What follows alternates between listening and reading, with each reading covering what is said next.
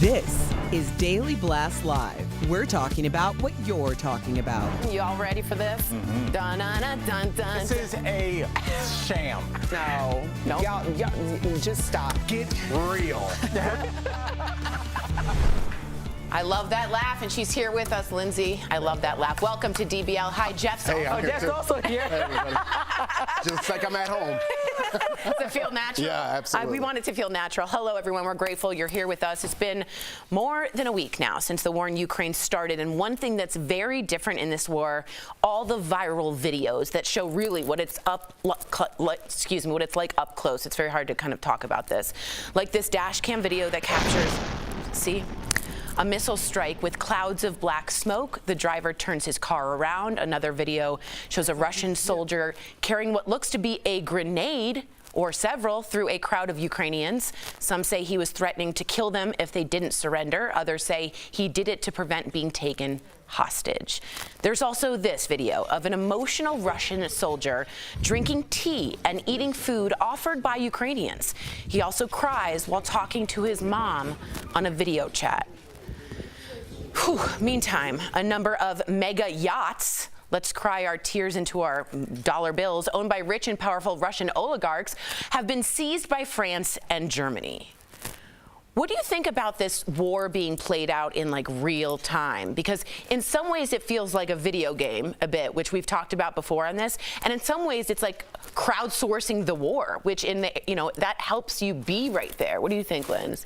I think social media, this is one of the reasons why social media has benefited us, because it's been able to show us normally oppressed situations and shed light on them. And so now Russia can't make up the fact that they were being antagonized and so they attacked. We can see real time exactly what's going on and see that there are people fighting back for their country, see that people aren't just like, we're not exacerbating what's happening over there. You can see the bombs happening in civilian towns. You can see them happening at apartment buildings, in maternity wards. And so this is, even though it's disheartening and heartbreaking, we can see exactly what's going on and decide how to move accordingly. The United Nations, everybody, but it's not like what they want to tell us in politicians and what they want to tell us behind the closed doors and the meetings they're having. It's what we all can see when we just get on social media. So I think that it's a good thing, and it just breaks my heart that we're stuck in a hard place, because if we do more, everyone also feels strongly about getting involved in another war. But watching this happen, then you also feel helpless. Watching all these things happen, it's kind of like, well said. Is anybody going to step in? Is anybody going to do anything?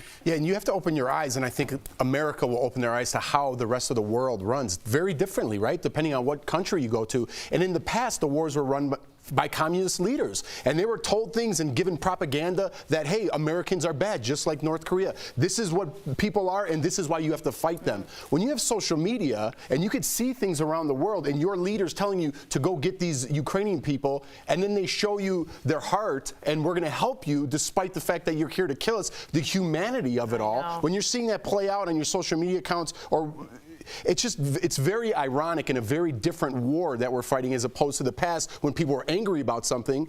Putin's just telling these guys, hey, go in there and kill them for his own ego. Right. Ego. And no one, ego. Just to kill innocent people. It's like, I can't wrap my head around it, and I don't think a lot of people can. And I feel like you said, I'm going to be saying this a lot. People just think we're playing a video game. Why don't you just go in there and do this or do that? It's life. Travel a little bit. See how other people live, and you'll maybe understand a little bit more. I thought about you actually when I saw that, and maybe some of you also thought this. She gave the soldier food because he was so hungry. When you break bread with someone and like have tea with someone, that simple gesture is like connecting them on such a human level, and then letting him call his mom. Right. It's like they're just young kids, being sent and they're told to go do their job. For one man's land grab. It's a very strange situation. Also, and I know that we were making light of the mega yachts, like, oh, crying your dollars, and that's a real point because nobody cares about the mega yacht. But the bigger picture with that is the money. So people, Putin's friends are not like your everyday pedestrian. Yeah. They're the rich people, and once they're getting affected, they're going to go directly to him and make him do something. So not only have we cut off the airspace, are we making the Russian dollar amount to basically nothing? The ruble's crashed. Exactly. Yeah, not Russian dollar, ruble, making it amount to nothing. Now we are telling the rich people who have their money dispersed in many countries, okay, it's your problem too now. So So everyone, even his friends, are on the phone with him like, do something now, stop this now. I agree, and I know 2 of the oligarchs are already calling him saying we're switching sides, because once you take their things away, it's like it's gone. Interesting. Let us know what you guys think. Would love to hear you on YouTube and our app. But let's take a minute to talk about the man responsible for the war. Jeff and I were alluding to it. It's Vladimir Putin, obviously. There are a number of people from certain We weren't alluding to it. He's the guy. Yeah, good call. Good call. I don't know why I'm scared to like talk about it, because he's a scary guy. That's understandable. Yeah. There are a number of people from certain right-wing news outlets who are now suggesting that the answer to stopping Putin is to assassinate him. They're asking, why not just take him out? They said it would put an end to all the death and horrible atrocities taking place across Ukraine. So the question is, are we doing enough to stop Putin? And are they right that taking him out is a good way to end the war? Again, none of us here are advocating for violence. We're simply discussing the strategy of that. I'd love to know your thoughts on this, Lindsay. I think deciding to agitate Putin is different than in other cases where we wanted to help out the people that we felt were oppressed. We might provide weapons and do these things. I think every single step we take, we have to think about in detail, knowing that Putin is a knee-jerk reactor, and that if he wants to, obviously I don't think he's going to make it to the point where he's sending nuclear weapons all the way over here and they're making it here, but he has that threat, and he can try to find the closest place to do that with and start to threaten them. And so it'll turn into a world war, which nobody wants. And so I think we have to move cautiously, but he is committing war crimes. So waiting until this is all done and then bringing it to some trial where we're talking about should Putin be charged for war crimes is like not going to be enough when Ukrainians are dying by the minute and they're losing their families. I don't think anybody's going to be satisfied with just knowing that he did what he wanted to do. It ended how it ended. That's such a fair thing. And before you speak, I want to just say Michael from Twitter wrote in and said, so Putin is committing war crimes. We sent in a team to kill bin Laden.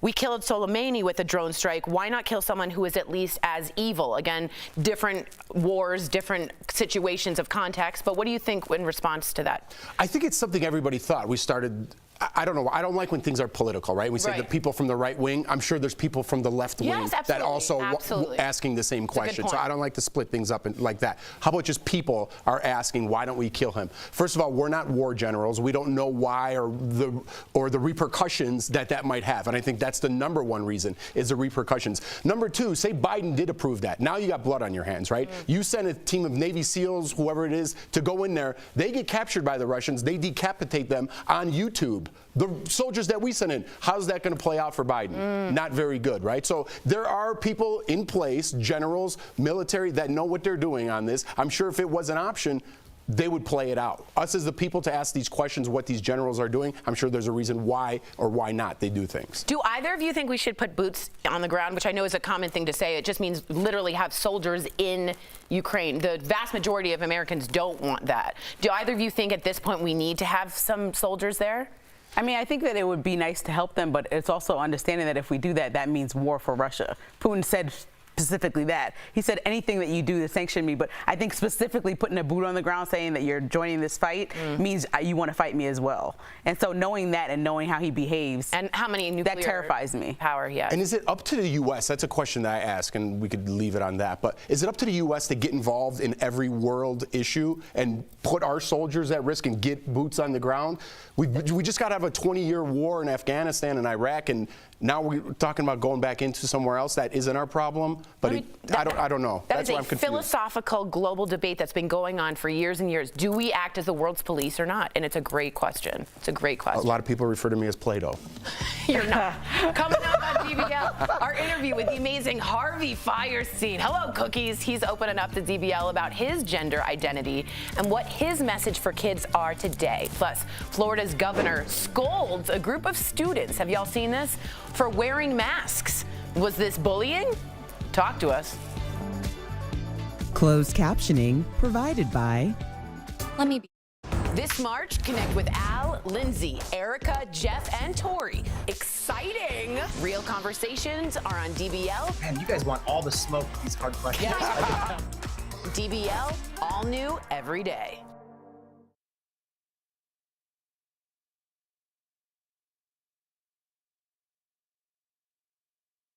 Smart. See your offers and apply with Karma Confidence today. The U.S. gets involved and then Russia decides to attack one of our allies knowing that we're going to react. We're making a decision when we put boots on the ground for everybody.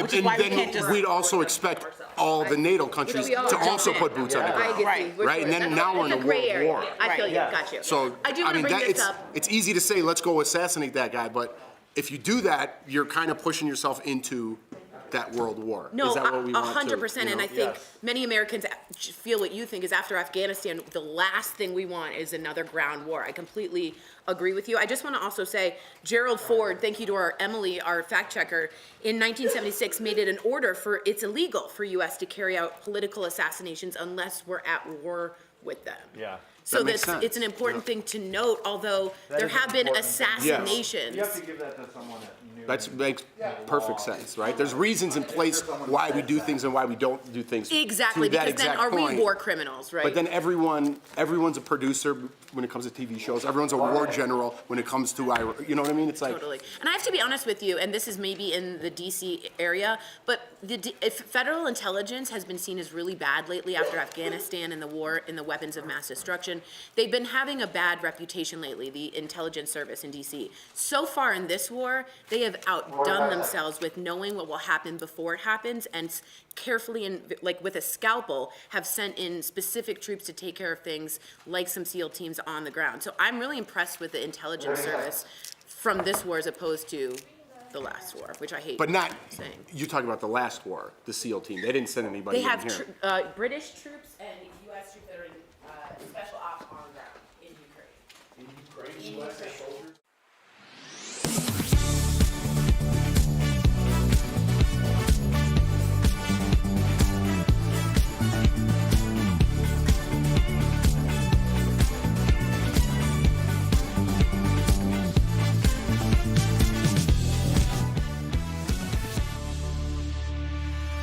Welcome back. All right, as more and more states are dropping mask mandates in schools, some administrators are concerned that students who choose to wear masks could become targets for bullies.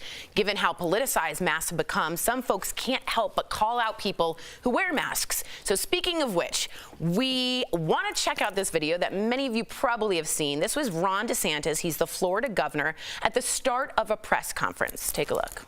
You do not have to wear those masks. Honestly, it's not doing anything. We got to stop it. The governor just got it. So if you want to wear it, it's fine, but this is ridiculous. It's ridiculous? Talk to me. I just think like when you're going home, your parents are still asking you to wear masks, to be considerate. Like for us, we have people come over, we have a lot of young kids in our family. Parents ask them, they're from Texas, to wear their masks because they're about to come around my kid. Like for him to say it's ridiculous and try to shame people for making a decision when it's open to the decision is frustrating, especially as a leader. And these are kids that are just doing what their parents probably told them to please do. What about people who think, and I'm not saying I do, who think this is somewhat of theater? We're ebbing, we're waning on the COVID problem. We don't need the masks. And I think it makes a statement if I take it off and these kids have been brainwashed. What about those people? Do they have a say in this? Well, I think that's one of their weapons on their side, right? And here's to Lindsay's point, I think is more what we need to talk about. Because we're so confused as American public. Right. As states, not even America, break it down into states, then break it down into counties. Yeah, because I live in a different county than work here, and I went into a Trader Joe's across the street that we always go to. I forgot my mask. Where I live, I don't have to wear a mask. I usually wear a mask. I just forgot it this time. Right. I was shopping and someone came up to me very rudely, maybe thinking I forgot my Trump hat in my car, and was like, "Here's your mask, sir." And I was like, "Oh, I'm so sorry, man. I have one in my pocket." And he goes, "Oh," and I'm like, "I didn't know because where I live, I don't have to wear it." So I put it on. He's like, "Oh, okay, well," but he was making a point very rudely to attack me because he thought I was on the other side. And I don't think you have to make the point rudely, but I do think that if you, like me, had COVID, or if you've been affected or lost people to COVID, then it's a little bit irritable. You get irritable when the rules keep changing. And when we had this huge wave that just ended like a month ago, and then they're like, okay, everybody come in, it's over a day. Like nothing changed. People are still getting COVID. And so whether it's the mask, the vaccine, or whatever you decide, like how are you protecting yourself and in turn protecting me? Because I'm protecting you by having my mask on, because it's not about the person wearing the mask, right? It's about the other people. And so it's like keeping your germs away, especially if you're dealing with anybody sensitive. And so a lot of my family members, I'll say, are super sensitive to the fact that they don't want to get COVID again when we all had it. It's very frustrating, especially the older people in my family are like, that was not good, and let's just try to stay healthy. Even though we might have 6 weeks of savior, and hopefully that'll get us to the summer, we don't want to get sick because somebody just doesn't feel like being safe because their law says they don't have to. But shouting and shaming at people depending on either side you're on. If I'm wearing a mask or not wearing a mask, if you shout at me or shame me, I'm going to do the opposite of what you tell me because I don't want you getting in my business. And that's just me. I'm very confrontational. And if you're going to come up to me and shame me when I legitimately forgot something or didn't forget and just accuse me of being this on this side or on this side, I don't like that. And I think that's what America's frustrated about. There's a lot of response to that. I've always wanted a federal mandate from the beginning to avoid all of this, but I know a lot of people are against me. But that's what I was trying to avoid by saying that. All right, coming up on DBL, Broadway legend Harvey Fierstein. He's telling us all about the showbiz struggles he wrote about in his new memoir. Look at that beautiful guy.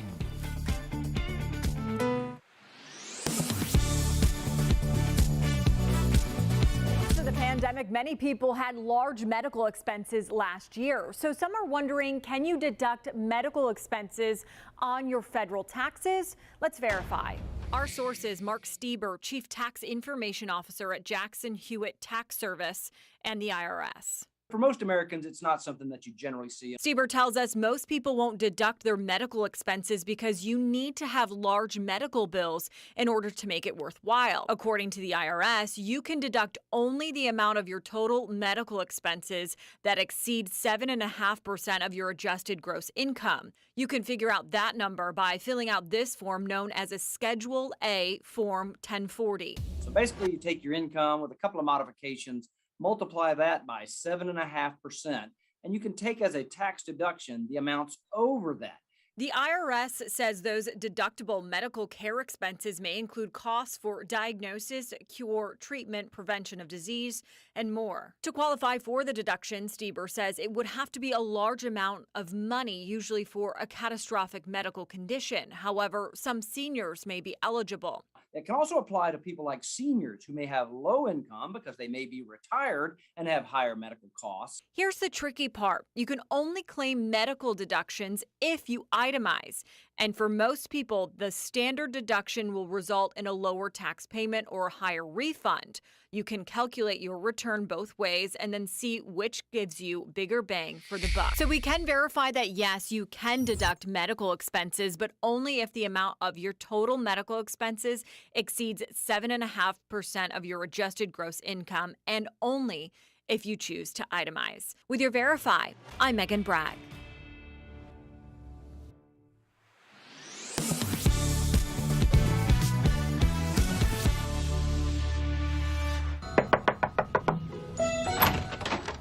Danielle, hi. Could you make me a woman? Honey, I'm so happy. Oh, come here. I knew you'd understand.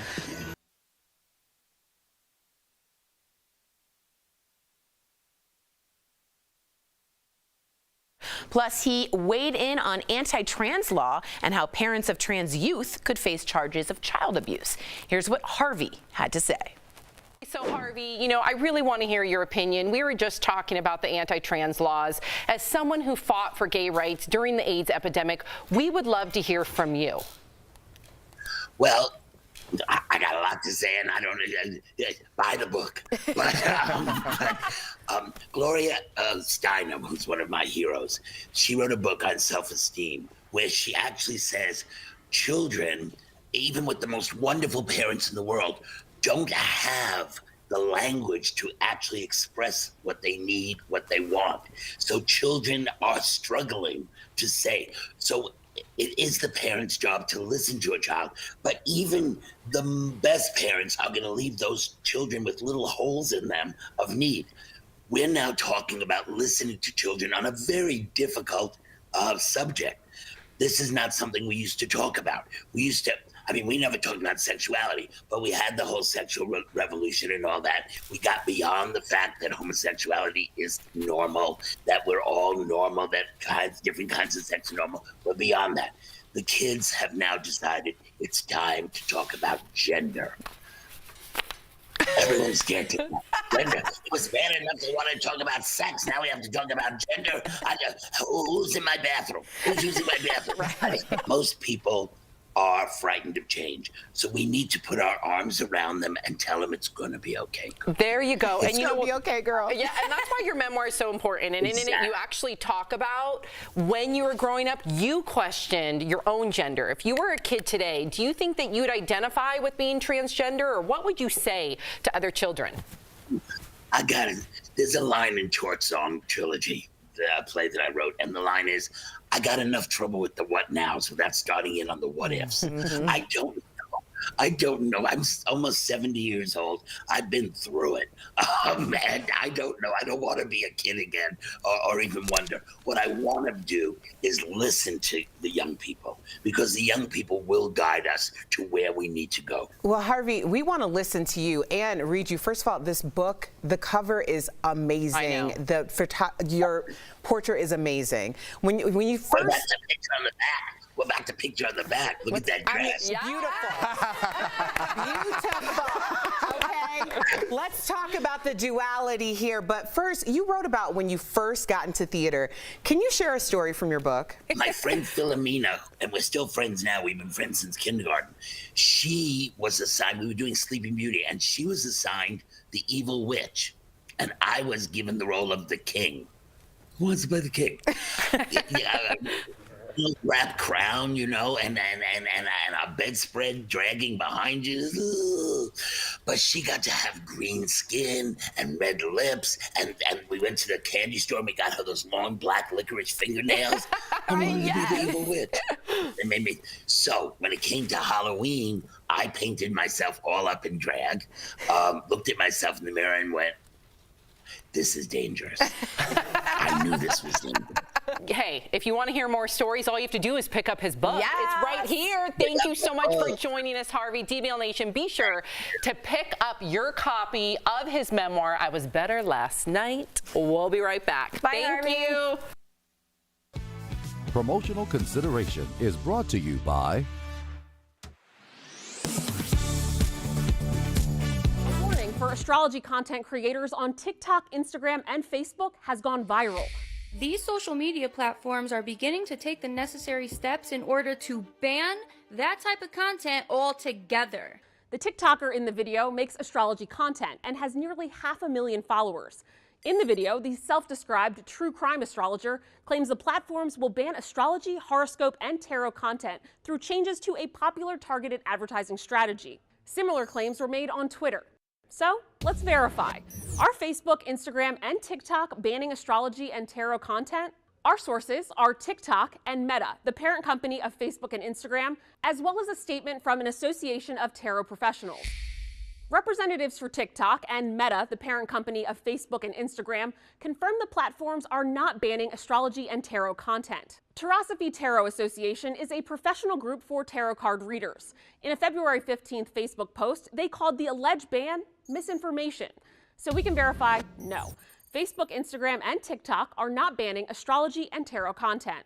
The claim appears to stem from a change in some online advertising features. And it states on March 17th, 2022, they will be discontinuing targeted options for astrology, horoscope, and tarot. Ad targeting allows advertisers on Facebook and Instagram to tailor campaigns to specific groups of people based on user data, like age, hobbies, and interests. In November 2021, Meta said some of the more specific targeting categories could be used, quote, in ways that lead to negative experiences for people in underrepresented groups, unquote. So they're eliminating some of them. But Meta confirmed that this change does not ban or block astrology content. Instead, it limits the type of people advertisers can target with their campaigns. So go ahead and share your horoscope. With your Verify, I'm Adrienne Till. The U.S. and its allies have leveled harsh economic sanctions in response to Russia's attack on Ukraine. The West has cut off the central bank of Russia, cut Russian access to the U.S. dollar, and barred Russian banks from access to SWIFT, a worldwide system for banks to conduct transactions.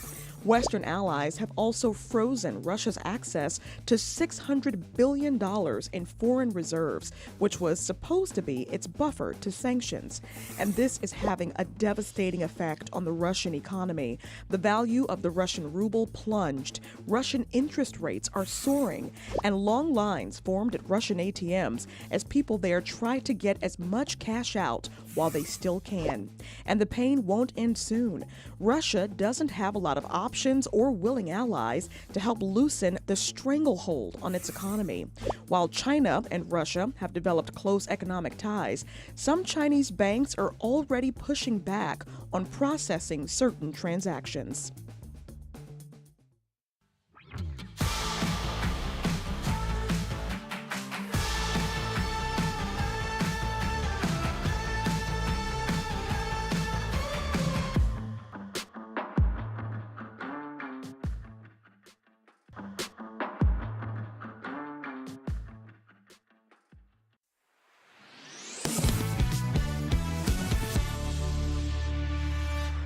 What time is it? Oh, yeah, it's your favorite time of the week. Get ready for these deals. You're not going to want to miss them. Sweet, sweet deals. I'm glad I came back to the desk for this. All right, for our friends at Morning Save, you can leave and go get coffee. Enjoy.